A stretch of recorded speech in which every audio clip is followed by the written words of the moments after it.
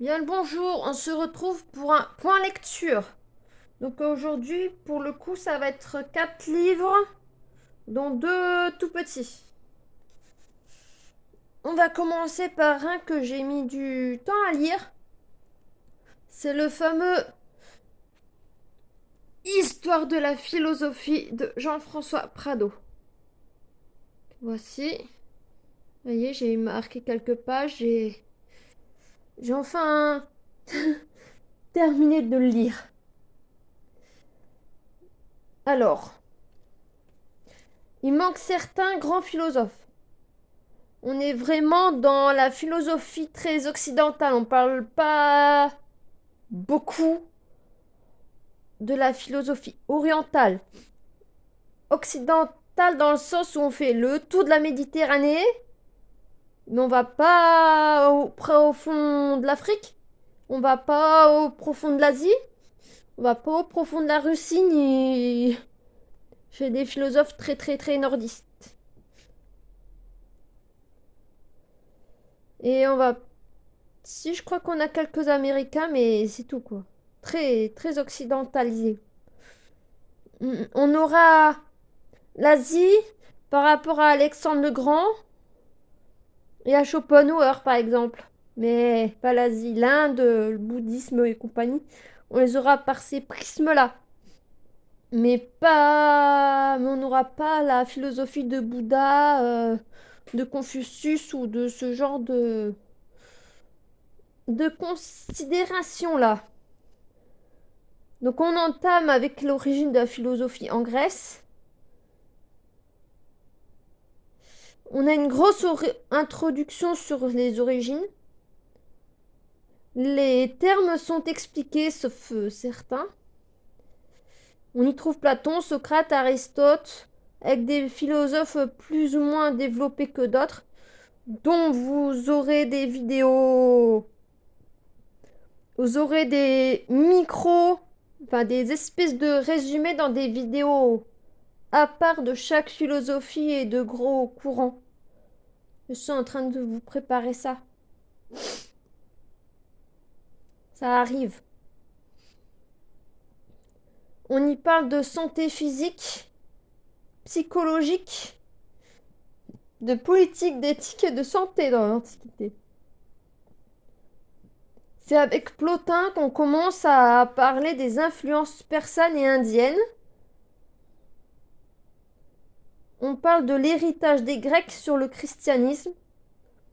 La Renaissance est vue comme le renouveau de l'Antiquité, alors qu'au Moyen Âge, on a beaucoup commenté, surtout dans les monastères.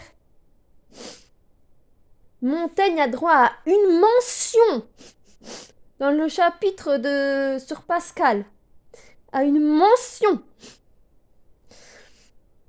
La Boétie a droit à un paragraphe dans le chapitre sur les réformes. Sachant qu'il y a des philosophes qui n'ont pas beaucoup de place, mais il y en a qui n'y sont pas du tout.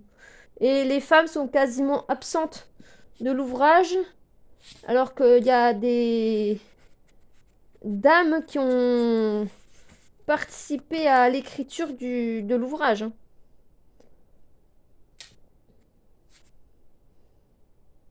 Il y a une Alexandra, une Camille,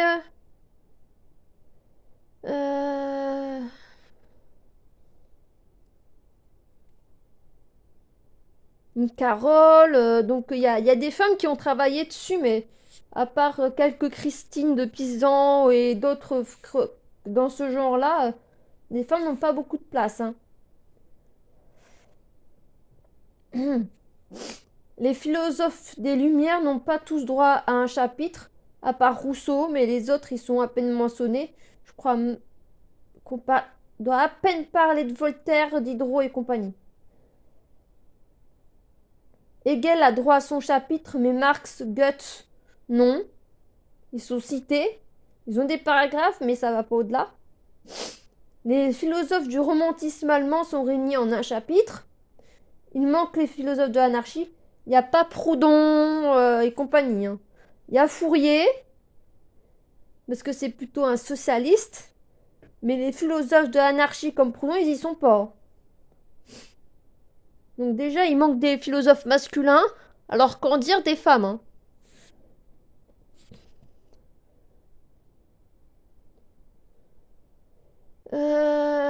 De l'ensemble de la tradition occidentale. Principaux philosophes. Ouais.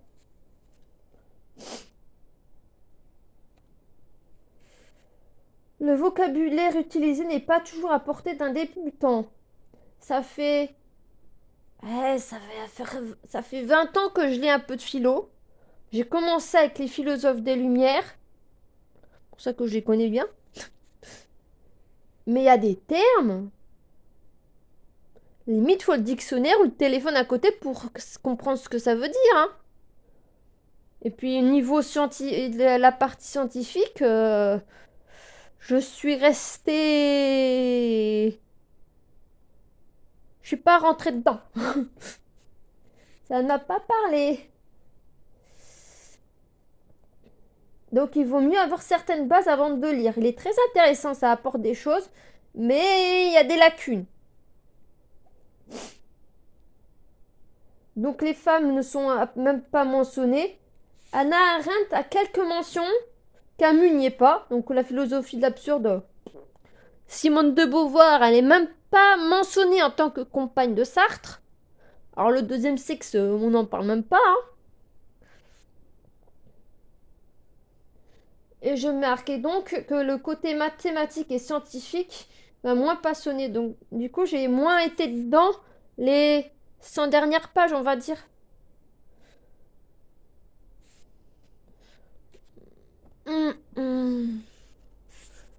Et puis, il y a des philosophes qui sont pas... Ils sont pas présentés de manière suffisamment développée pour qu'on comprenne d'où viennent leurs pensées. Par exemple, je connais un peu Schopenhauer, pour avoir lu plusieurs livres dessus. On ne parle pas d'où vient son antipathie pour les femmes, alors que ça vient en partie du comportement de sa mère à l'égard de son père. Mais ça, on n'en parle pas, si vous voulez. Limite, il est né avec son cerveau, comme Athéna sur du crâne de son père, tout adulte et tout habillé. C'est limite ça. Sauf que non. Schopenhauer a eu un vécu qui a fait que il a été tel homme, en mal ou en bien, mais le problème c'est qu'il faudrait mentionner certaines choses qui ne le sont pas. Pour Nietzsche, c'est pareil. Ceux qui le connaissent savent et qu'il a eu une santé fragile, mais on ne parle pas de son passif non plus. Donc limite, faudrait lire le Nietzsche de Zweig avant, quasiment, pour comprendre la vie qu'a été celle de Nietzsche. Voilà. Donc c'est pas mal, mais il y a mieux. Donc, hop, pour le premier. Ensuite, on va passer à un tout petit. Un tout petit. Oui. Ok. Ah. Il est là. Avec celui-ci. Mon cœur mis à nu de Charles Baudelaire. Alors, pour celui-ci, on retrouve la plume très incisive du bonhomme. Il avait un besoin vital d'exprimer ce qu'il avait sur le cœur. C'est un peu comme nous quand on fait du journaling. Pour ceux qui en font. Il est acerbe à l'égard de certaines femmes. George Sand en a pris pour son grade. Il a un attrait à la philosophie et à la liberté. Vu qu'il n'aimait pas tellement son beau-père, qui voulait le faire rentrer dans l'armée. Et alors que lui voulait écrire de la poésie. Il ne croyait pas au progrès de la science et compagnie, alors qu'il était plutôt croyant. Enfin, croyant. Il aime plus le Christ que George Sand ou Voltaire. Voilà. Voilà ce qu'on peut tirer de ce petit livre. Après, elle est jolie, mais...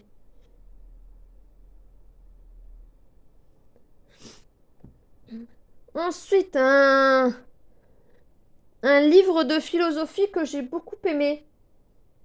Je l'ai lu en 2 jours. Et petit, mais il est bien. La construction de soi de Alexandre Jolien. À savoir que l'auteur a failli mourir étouffé par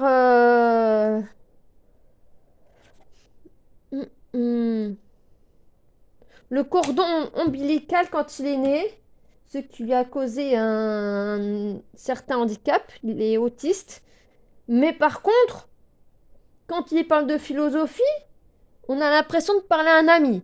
On a l'impression que c'est un proche qui nous écrit des lettres philosophiques. Dans le sens où c'est bien écrit, ça se lit très bien.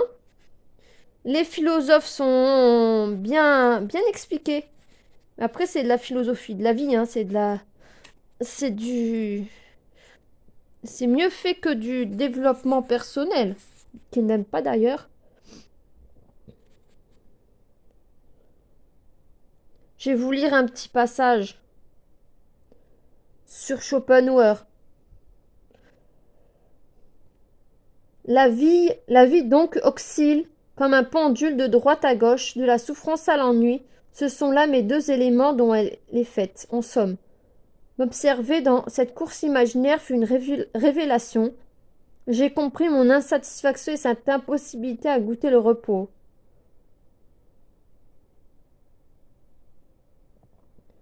De là ce fait, bien significatif par son étrangeté même, les hommes, ayant placé toutes les douleurs, toutes les souffrances dans l'enfer, pour remplir le ciel, n'ont pu trouver que l'ennui. L'habitude du combat m'a rendu fébrile et prompte à l'action. Il m'est difficile, n'en déplaise à Sénèque, de me persuader que la vie n'est pas trop courte. J'admire celui qui sait vivre sans envisager l'existence comme une succession de récompenses à soustraire au quotidien. Pour ma part, me sentant toujours en sursis, fragile, je veux tirer profit de tout. M'apprendriez-vous le détachement? Voilà le style de paragraphe. C'est écrit sous la forme de chapitres courts. Après, le chapitre sur Schopenhauer, c'est en une dizaine de pages, quand même. Des espèces de lettres. L'auteur valorise la pensée pratique des auteurs philosophiques. Il fait le point sur ce que la philosophie lui a apporté, l'a aidé à se construire. De nombreuses références. On part du quotidien de l'auteur, on a la naissance de sa fille et il s'est questionné « Pourquoi j'ai droit à une telle merveille ?» Et comment il met de la philosophie dans sa vie. Alors qu'à la base, il n'était pas attiré par la philosophie, mais il a rencontré Socrate au collège, à 14 ans. Le livre de base pour s'initier à la philosophie en douceur. Donc, si vous voulez lire de la philosophie, lisez ça. Avec des titres proposés, une très belle introduction à la philosophie d'un auteur autiste. Donc on peut mettre en valeur la différence en parlant de philosophie faite par des auteurs autistes. Parce que c'est du très bon texte. Hein. Et il y a des petites bios de philosophes à la fin. Il y a des petites bios à la fin. Voilà. Ça se passe comme ça. Voyez? Ah, ça, c'est une bio. Vous pouvez faire pause hein, pour lire de manière plus... Voyez? Pour Schopenhauer, je vous disais tout à l'heure, là, c'est précisé. Là, on a sa vie.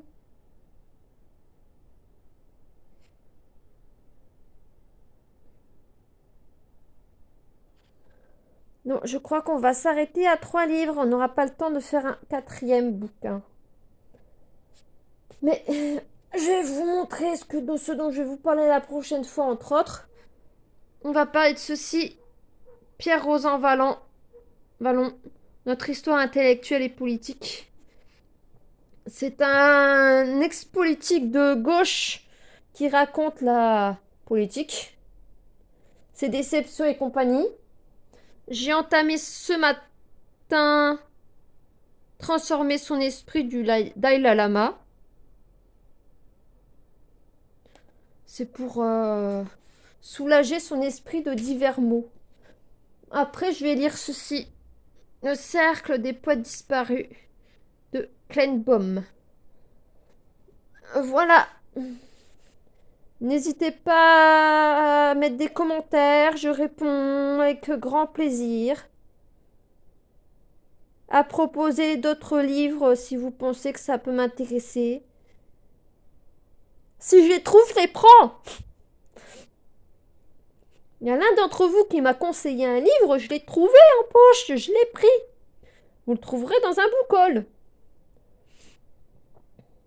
Cultive ta bibliothèque a parlé d'un livre sur sa chaîne. Je l'ai trouvé à la ressourcerie près de chez moi, je l'ai pris. Il sera dans le même bookhaul. Voilà. Donc n'hésitez pas à me parler de livres. Des fois, si je tombe dessus, je peux les prendre. Après, faut pas que ce soit un livre à 35 balles. Hein. Je suis pas riche, je suis au chômage. Je cherche du travail. À moins que vous me l'envoyez, je le lirai. Je vous ferai une chronique détaillée. Plus ou moins, si c'est intéressant. Voilà, je vous souhaite une bonne journée. Prenez soin de vous et à bientôt.